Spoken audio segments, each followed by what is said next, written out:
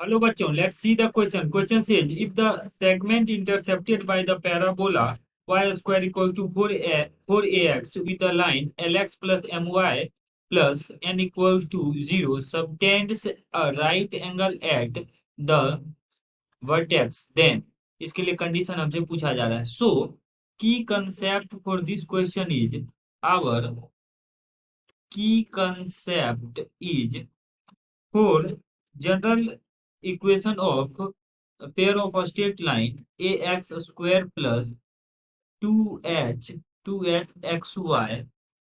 plus by square plus 2gx plus 2fy plus c equal to 0.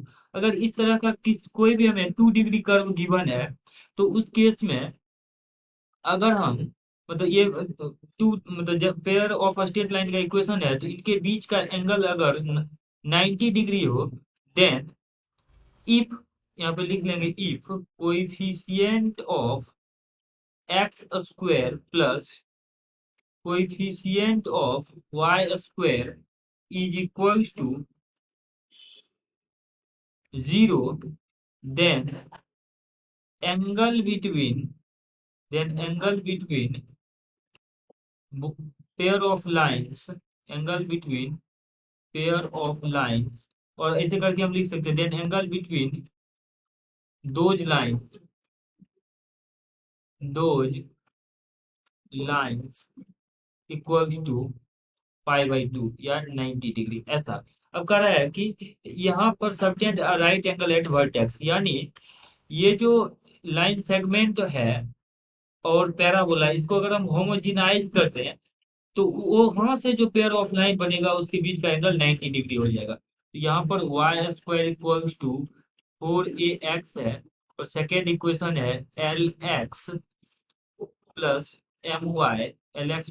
my का value given है -n के equal. अगर हम -n से डिवाइड कर देते हैं तो आ जाएगा lx plus my by -n equals to 1.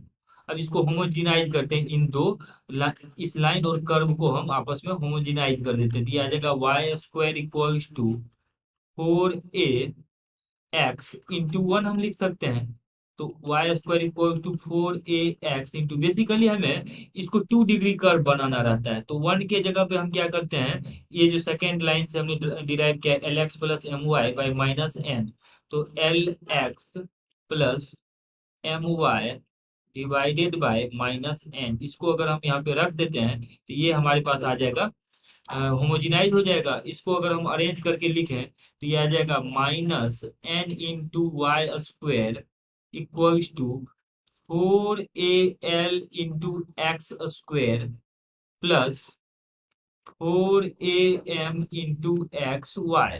अब इसको एक साथ करके लिख लेते हैं तो ये आ जाएगा राइट हैंड साइड में इसको भेज लेते हैं तो ये आ जाएगा 4al x square plus n into y square plus 4am x Y.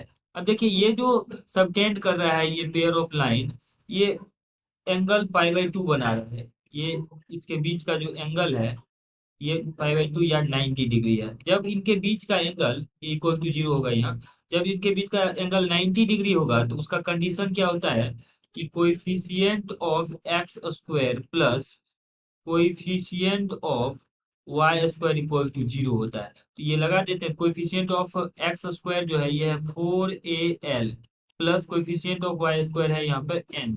तो इसका वैल्यू हमारे पास 0 के इक्वल आ जाएगा because this subtend 90 degree at vertex और ओरिजिन. तो यहाँ पे 4al प्लस n का वैल्यू 0 आ जाएगा. अगर हम ऑप्शन में देखें तो 4al plus n equal to 0 जो है ऑप्शन ए में है. So option A is correct answer. Hope that you understood it well. Best of luck.